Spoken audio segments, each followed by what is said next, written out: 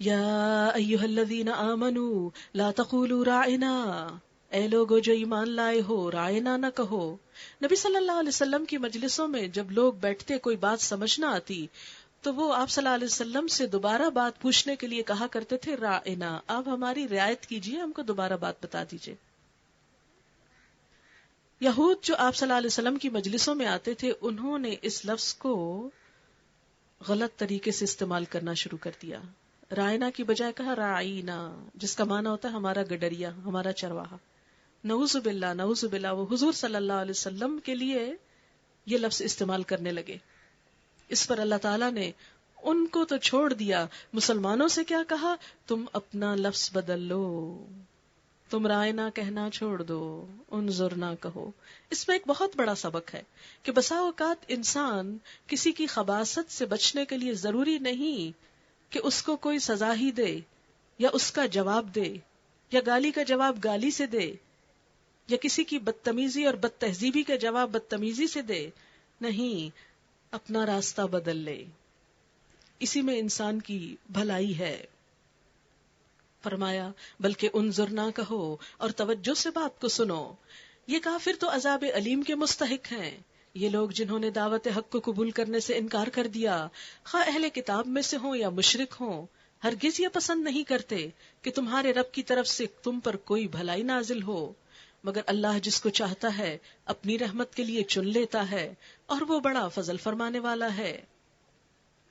ہم اپنی جس آیت کو منسوخ کر دیتے ہیں یا بھلا دیتے ہیں اس کی جگہ اس سے بہتر لاتے ہیں، یا کم از کم ویسی ہی. کیا تم نہیں جانتے کہ اللہ ہر چیز پر قدرت رکھتا ہے؟ دین ایک فطری دین ہے، لوگوں کے اندر آہستہ آہستہ تبدیلی لاتا ہے. اسی وجہ سے دین کے احکامات بھی آہستہ آہستہ اترے. ابتداء میں جو احکامات اترے بسا اوقات بعض میں ان کو منسوخ یعنی کینسل کر دیا گیا، اور اس سے بہتر یا مفید کچھ اور احکامات لائے گئے. اس پر یہود نے اعتراض کیا، فرمایا کہ اللہ تعالیٰ کے بس میں ہے، قدرت میں ہے، جو چاہے کرے، اور ایسا کرنا بھی دراصل بندوں کے بھلے کے لیے تھا. کیا تم جانتے نہیں ہو کہ اللہ ہر چیز پر قدرت رکھتا ہے؟ کیا تمہیں خبر نہیں کہ زمین اور آسمانوں کی فرما روائی اللہ ہی کے لیے ہے، اور اس کے سوا کوئی تمہاری خبر گیری کرنے اور تمہاری مدد کرنے والا نہیں ہے؟ پھر کیا تم اپنے رسول سے اس قسم کے سوالات اور مطالبے کرنا چاہتے ہو جیسے اس سے پہلے موسیٰ علیہ السلام سے کیے جا چکے؟ حالانکہ جس شخص نے ایمان کی روش کو کفر کی روش سے بدل لیا وہ راہ راست سے بھٹک گیا. اہل کتاب میں سے اکثر لوگ یہ چاہتے ہیں کہ کسی طرح تمہیں ایمان سے پھیر کر کفر کی طرف پلٹا لے جائیں، اگرچہ حق ان پر ظاہر ہو چکا ہے، مگر اپنے نفس کے حسد کی بنا پر تمہارے لیے ان کی یہ خواہش ہے. اس کے جواب میں تم عفو درگزر سے کام لو. مسلمانوں کو کیا سکھایا گیا کہ یہود کی زیادتیوں کے مقابلے میں تم کیا کرو؟ معاف کرنے کا رویہ اختیار کرو. یہاں تک کہ اللہ خود ہی اپنا فیصلہ نافذ کر دے. مطمئن رہو کہ اللہ تعالیٰ ہر چیز پر قدرت رکھتا ہے. نماز قائم کرو اور زکوٰۃ دو، تم اپنی عاقبت کے لیے جو بھلائی کما کر آگے بھیجو گے اللہ کے ہاں اسے موجود پاؤ گے. جو کچھ تم کرتے ہو وہ سب اللہ کی نظر میں ہے. وَقَالُوا لَن يَدْخُلَ الْجَنَّةَ إِلَّا مَنْ كَانَ هُودًا أَوْ نَصَارَىٰ تِلْكَ أَمَانِيُّهُمْ قُلْ هَاتُوا بُرْهَانَكُمْ إِن كُنتُمْ صَادِقِينَ. ان کا کہنا ہے کہ کوئی شخص جنت میں نہ جائے گا جب تک کہ وہ یہودی نہ ہو یا عیسائیوں کے خیال کے مطابق عیسائی نہ ہو. یہ ان کی تمنائیں ہیں. ان سے کہو اپنی دلیل پیش کرو اگر تم اپنے دعوے میں سچے ہو. دراصل نہ تمہاری کچھ خصوصیت ہے نہ کسی اور کی.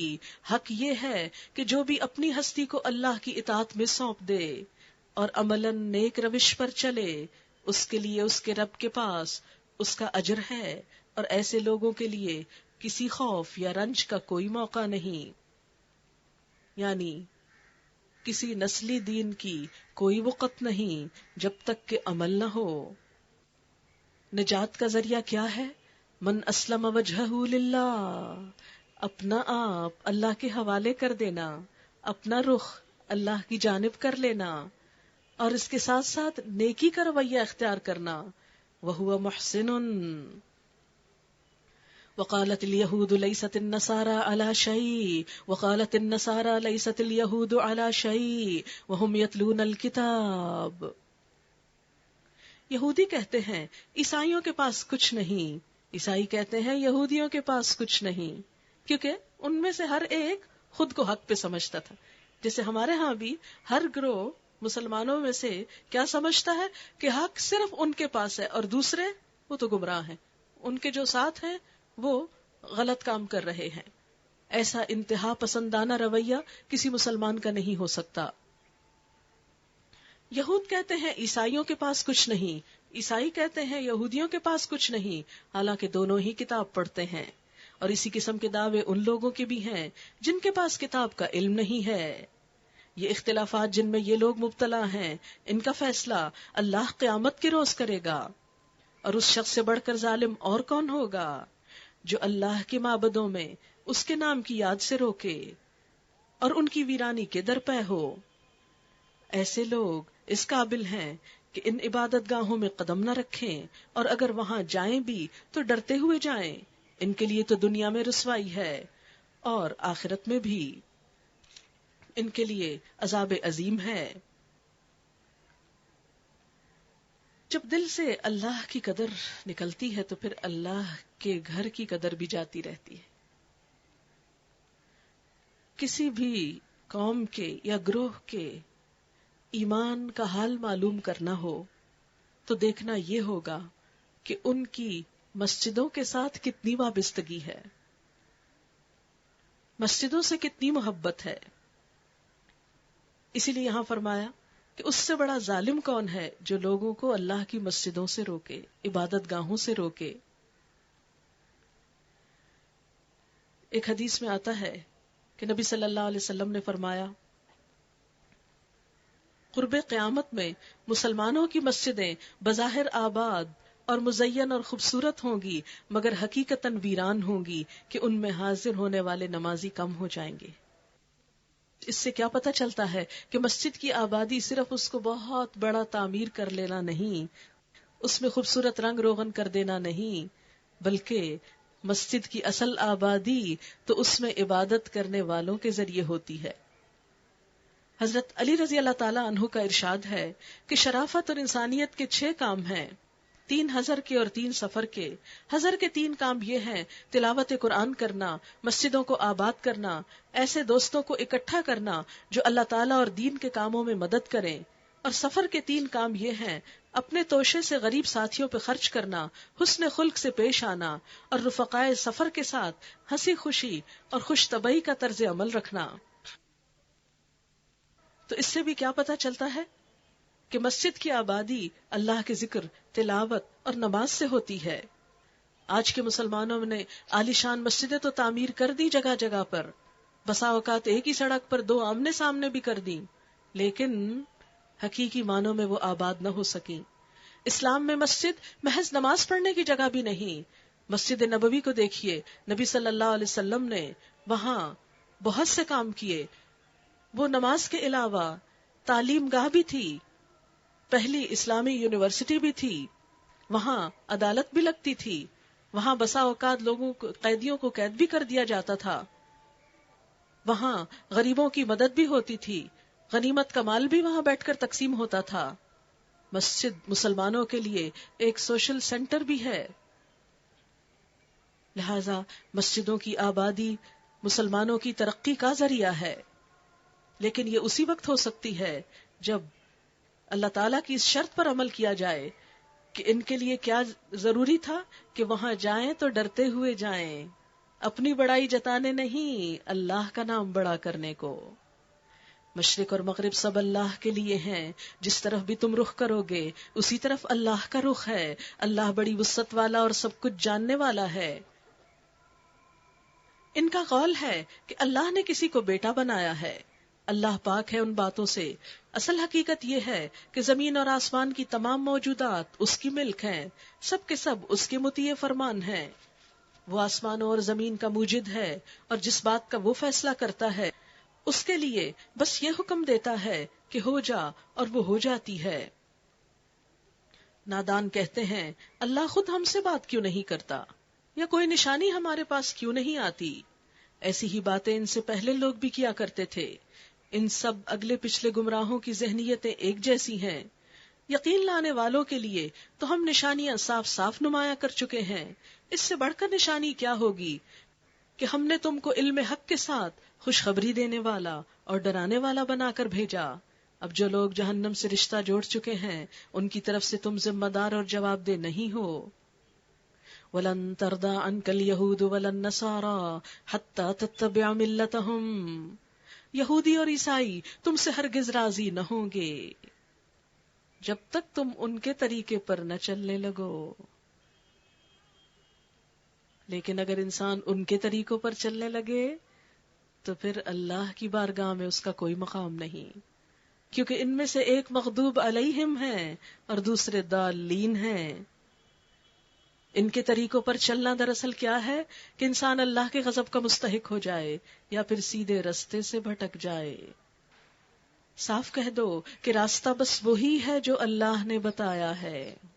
کسی گروہ کی پیروی کرنا ہدایت نہیں، اللہ کی بات ماننا ہدایت یافتہ ہونا ہے. راستہ بس وہی ہے جو اللہ نے بتایا، ورنہ اگر اس علم کے بعد جو تمہارے پاس آ چکا ہے تم نے ان کی خواہشات کی پیروی کی تو اللہ کی پکڑ سے بچانے والا کوئی دوست اور مددگار تمہارے لیے نہیں ہے. الذین آتیناہم الکتاب یتلونہ حق تلاوتہ اولئک یؤمنون بہ ومن یکفر بہ فاولئک ھم الخاسرون. جن لوگوں کو ہم نے کتاب دی ہے وہ اسے اس طرح پڑھتے ہیں جیسا کہ پڑھنے کا حق ہے، وہ اس پر سچے دل سے ایمان لاتے ہیں. کتاب کے پڑھنے کا حق کیا ہے؟ سب سے پہلے یہ کہ عربی عبارت درست پڑھی جائے. جو حرف لمبا کرنے کا ہے لمبا کیا جائے، جہاں شد ہے شد پڑھی جائے، جہاں مد ہے مد پڑھی جائے. لیکن ہم عموماً کیسے پڑھتے ہیں کہ مد کو زبر کے برابر اور زبر کو مد کے برابر پڑھ دیتے ہیں. اس سے قرآن کے معنی بدل جاتے ہیں. پڑھنے کا حق یہ ہے کہ اس کا ادب اور احترام کیا جائے، اس کے معنی کو سمجھا جائے، کیونکہ جب سمجھیں گے ہی نہیں کہ یہ کہتی کیا ہے تو اس کا حق کیسے ادا ہو سکتا ہے. پھر اس کو پڑھنے کا حق یہ ہے کہ اس کے مطابق عمل کیا جائے. اگر عمل اس کے خلاف ہے تو ہم اس کا حق نہیں دے رہے بلکہ اس کی ناقدری کر رہے ہیں. پھر اس کا حق کیا ہے؟ اس کا حق یہ ہے کہ اس کی اچھی باتوں کو دوسروں تک پہنچایا جائے، اس کے مطابق فیصلے کیے جائیں، اس کے مطابق اپنی سوچ بدلی جائے، کیونکہ یہ اللہ کی بات ہے، اللہ کا کلام ہے، اسے نہیں بدلا جا سکتا، ہم کو بدلنا ہوگا. اور جو اس کے مطابق اپنی سوچ، اپنا بول، اپنا قول، اپنا عمل، اپنا فعل بدل ڈالے گا وہی خوش قسمت ہے. اور جو اس کے ساتھ کفر کا رویہ اختیار کریں، اس کا انکار کریں، وہی اصل میں نقصان اٹھانے والے ہیں. اے بنی اسرائیل، یاد کرو میری وہ نعمت جس سے میں نے تمہیں نوازا تھا، اور یہ کہ میں نے تمہیں دنیا کی تمام قوموں پر فضیلت دی تھی. دیکھیے کہ 10 رکوع بنی اسرائیل کو خطاب کر کے بات سمجھائی گئی، آخر میں پھر بات دہرائی گئی، پھر احساس دلایا گیا کہ شاید یہ پلٹ آئیں. اور ان کو بار بار سمجھایا بھی اس لیے جا رہا ہے کہ یہ کتاب والے تھے. مکہ کے لوگ ان سے جا جا کر پوچھتے تھے کہ محمد صلی اللہ علیہ وسلم جو کچھ کہتے ہیں آیا وہ سچ بھی ہے کہ نہیں. اور ان کا انکار ان کو شک میں مبتلا کر دیتا، کنفیوز کر دیتا تھا. لہذا دین کا راستہ کھولنے کے لیے ان کی اصلاح بہت ضروری تھی کہ یہ راستے کا پتھر نہ بن جائیں اور یہ آگے نکل آئیں اور لوگ ان کے ساتھ دین کی طرف بڑھیں، یہ پیشوا بن جائیں. لیکن انہوں نے حسد، انا، تکبر کا شکار ہو کر حق کو سمجھنے کے باوجود اس کو جھٹلا دیا. اے بنی اسرائیل، یاد کرو میری وہ نعمت جس سے میں نے تمہیں نوازا تھا، اور یہ کہ میں نے تمہیں دنیا کی تمام قوموں پر فضیلت دی تھی. اور ڈرو اس دن سے جب کوئی کسی کے ذرا کام نہ آئے گا، نہ کسی سے فدیہ قبول کیا جائے گا، نہ کوئی سفارش ہی کسی آدمی کو فائدہ دے گی، نہ مجرموں کو کہیں سے کوئی مدد پہنچ سکے گی. وَإِذِ ابْتَلَىٰ إِبْرَاهِيمَ رَبُّهُ بِكَلِمَاتٍ فَأَتَمَّهُنَّ، یاد کرو کہ جب ابراہیم علیہ السلام کو اس کے رب نے چند باتوں میں آزما لیا۔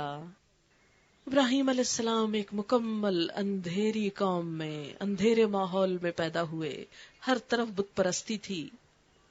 جب انہوں نے اس کے خلاف آواز بلند کی تو پوری قوم ان کی دشمن ہو گئی، حتیٰ کہ باپ بھی۔ بالآخر ان کو اپنا وطن چھوڑنا پڑا، آگ میں گرایا گیا تو آگ میں گرنا قبول کر لیا۔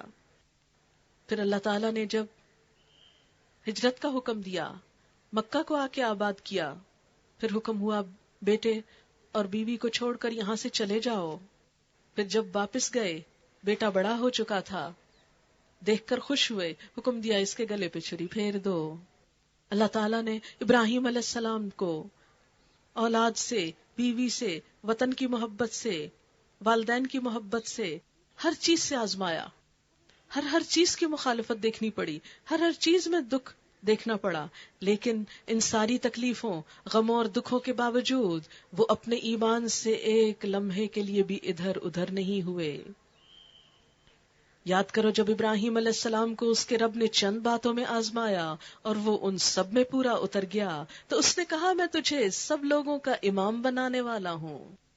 امامت بھی اسی کے نصیب میں آتی ہے جو آزمائشوں سے گزرے اور پھر بھی استقامت اختیار کرے۔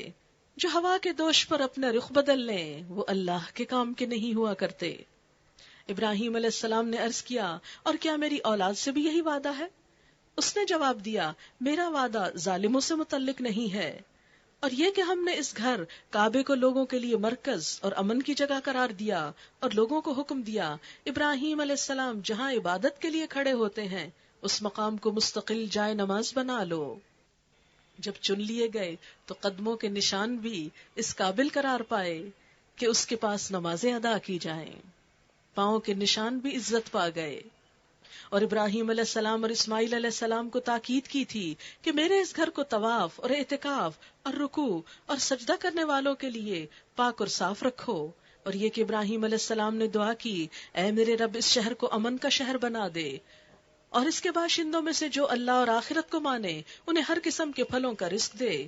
جواب میں اس کے رب نے فرمایا اور جو نہ مانے گا دنیا کی چند روزہ زندگی کا سامان تو میں اسے بھی دوں گا، مگر آخر کار اسے عذاب جہنم کی طرف گھسیٹوں گا اور وہ بدترین ٹھکانہ ہے۔ اور یاد کرو جب ابراہیم اور اسماعیل علیہ السلام اس گھر کی دیواریں اٹھا رہے تھے، اب تعمیر کعبہ ہو رہی ہے، تو دعا کرتے جاتے تھے ربنا تقبل منا انک انت السمیع العلیم۔ کوئی فخر نہیں، کوئی غرور نہیں، اللہ کا گھر بنا کر بھی کیا فکر ہے کہ قبولیت ہو جائے۔ دعا کر رہے تھے اے ہمارے رب ہم سے یہ خدمت قبول کر لے، تو سب کی سننے اور سب کچھ جاننے والا ہے۔ اے رب ہم دونوں کو اپنا مسلم مطیع فرما بنا، ہماری نسل سے ایک ایسی قوم اٹھا جو تیری مسلم ہو۔ آئندہ آنے والوں کی ہدایت کے لیے سامان فراہم کرنے کی دعائیں ہیں۔ اے رب ہمیں اپنی عبادت کے طریقے بتا، ہمیں بتا کہ کیا کرنا تجھ کو پسند ہے، ہم وہ کریں۔ ہماری کوتاہیوں سے درگزر فرما، تو بڑا معاف کرنے والا اور رحم فرمانے والا ہے۔ اور اے رب ان لوگوں میں خود انہی کی قوم سے ایک ایسا رسول اٹھا جو انہیں تیری آیات سنائے، ان کو کتاب اور حکمت کی تعلیم دے اور ان کی زندگیاں سنوارے، تو بڑا مقتدر اور حکیم ہے۔ اب کون ہے جو ابراہیم علیہ السلام کے طریقے سے نفرت کرے، جس نے خود اپنے آپ کو حماقت اور جہالت میں مبتلا کر لیا ہو؟ اس کے سوا کون یہ حرکت کر سکتا ہے؟ نبی صلی اللہ علیہ وسلم جس دین کی طرف بلاتے تھے وہ دین ابراہیم تھا، جس سے یہود و نصارہ بھی اپنے آپ کو منسوب کرتے تھے، لیکن پھر وہ مخالفت کیوں کرتے؟ کیونکہ یہود کے ہاں دین بس ایک قومی فخر کی علامت بن گیا تھا۔ آپ صلی اللہ علیہ وسلم کی دعوت اسلام سے ان کے اس فخر پر زد پڑتی تھی، اس لیے وہ آپ کے دشمن ہو گئے۔ حقیقت یہ ہے کہ جو لوگ بھی اس قسم کی نفسیات کا شکار ہو جائیں اور صرف اپنے ہی گروہ کے بڑوں کو مانیں، وہ لوگ پھر کبھی بھی انسانیت کے لیے فائدہ مند نہیں ہو سکتے۔ اسی لیے اللہ تعالیٰ کیا فرماتے ہیں کہ یہ تو ابراہیم کا طریقہ ہے، اور رسول اللہ صلی اللہ علیہ وسلم کا طریقہ تو وہی ہے جو ابراہیم علیہ السلام کا طریقہ ہے، پھر تم اس کی بات کیوں نہیں مانتے؟ اگر تم اس سے منہ موڑ رہے ہو تو منہ وہی موڑے گا جو دراصل اپنے آپ کو حماقت اور جہالت میں مبتلا کر لے. اس کے سوا یہ حرکت اور کون کر سکتا ہے؟ ابراہیم تو وہ شخص ہے جس کو ہم نے دنیا میں اپنے کام کے لیے چن لیا. وہ کیوں چنے گئے؟ اس لیے کہ ہر مشکل میں جم کر کھڑے رہے، اپنے دین کو نہیں بیچا، ایمان کو نہیں بیچا، اور آخرت میں اس کا شمار صالحین میں ہوگا. اذ قال له ربه اسلم قال اسلمت لرب العالمین. یہ ہے ابراہیم علیہ السلام کی بات کہ جب اس کے رب نے اس سے کہا مسلم ہو جا، اپنے آپ کو میرے حوالے کر دے، تو اس نے کہا میں نے اپنا آپ کائنات کے مالک کے حوالے کر دیا. اسی طریقے پر چلنے کی ہدایت اس نے اپنی اولاد کو کی تھی کہ صرف اللہ کے بن جانا، اور اسی کی وصیت یعقوب علیہ السلام اپنی اولاد کو کر گئے. اس نے کہا تھا کہ میرے بچوں، اللہ نے تمہارے لیے یہی دین پسند کیا ہے. تو گویا دین کیا ہے؟ اسلام. اور ہم سب کو کیا بننا ہے؟ مسلمان. اور مسلم کون ہوتا ہے؟ جو اپنی خواہشات، اپنی سوچ، اپنے جذبات، اپنا مال، اپنی زندگی، اپنا سب کچھ اپنے رب کے نام کر دے کہ یہ سب کچھ بس وہاں خرچ ہوگا جو میرا رب پسند کرے گا. اللہ والوں نے اپنے بچوں کو کیا وصیت کی کہ دیکھو بچوں، مرتے دم تک مسلم ہی رہنا. پھر کیا تم اس وقت موجود تھے جب یعقوب علیہ السلام اس دنیا سے رخصت ہو رہے تھے؟ اس نے مرتے وقت اپنے بیٹوں سے پوچھا بچوں میرے بعد تم کس کی بندگی کرو گے؟ ان سب نے جواب دیا ہم اسی ایک خدا کی بندگی کریں گے جسے آپ نے اور آپ کے بزرگوں ابراہیم علیہ السلام، اسماعیل علیہ السلام اور اسحاق علیہ السلام نے خدا مانا ہے، اور ہم اسی کے مسلمان ہیں. یہ کچھ لوگ تھے جو گزر گئے، جو کچھ انہوں نے کمایا وہ ان کے لیے، جو کچھ تم کماؤ گے وہ تمہارے لیے. تم سے یہ نہ پوچھا جائے گا کہ وہ کیا کرتے تھے. اس سے ہم سب کو یہ سبق ملتا ہے کہ ہم گزشتہ لوگوں کے اعمال کو نہ پرکھیں، ان میں بحثیں نہ کریں، ان کو اختلافات کا ذریعہ نہ بنائیں، بلکہ اپنے عمل کی فکر کریں.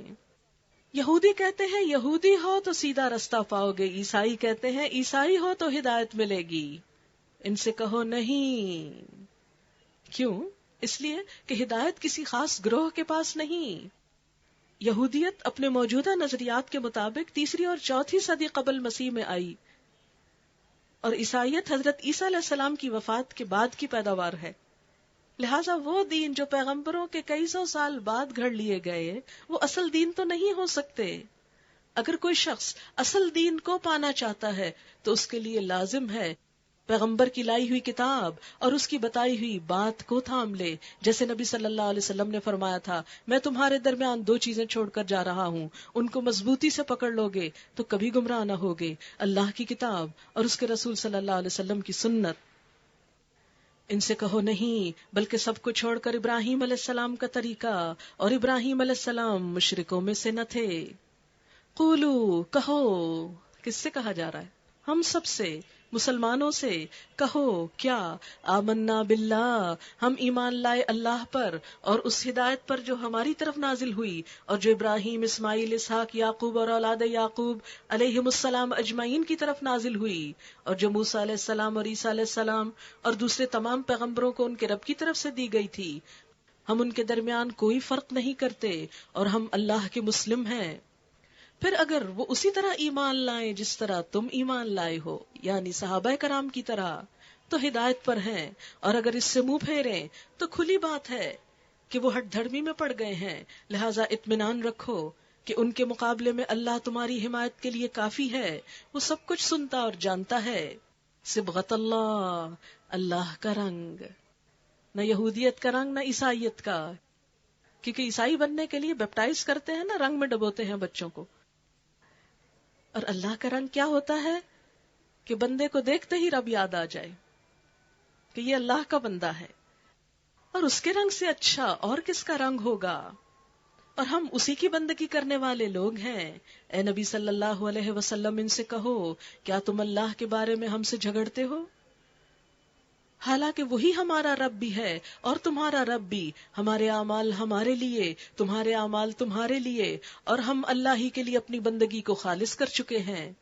یا پھر کیا تمہارا کہنا یہ ہے کہ ابراہیم علیہ السلام، اسماعیل علیہ السلام، اسحاق علیہ السلام، یعقوب علیہ السلام اور اولاد یعقوب علیہ السلام سب کے سب یہودی تھے یا نصرانی تھے؟ کہو تم زیادہ جانتے ہو یا اللہ؟ لہٰذا اس شخص سے بڑا ظالم اور کون ہوگا جس کے ذمے اللہ کی طرف سے ایک گواہی ہو اور وہ اسے چھپائے. تمہاری حرکات سے اللہ غافل نہیں. تلک امۃ قد خلت لہا ما کسبت ولکم ما کسبتم ولا تسألون عما كانوا يعملون. وہ کچھ لوگ تھے جو گزر چکے، ان کی کمائی ان کے لیے تھی، تمہاری کمائی تمہارے لیے. تم سے ان کے اعمال کے متعلق سوال نہ ہوگا. لہٰذا ہر ایک کو اپنے عمل کی فکر کرنا ہے. وآخر دعوانا ان الحمد للہ رب العالمین.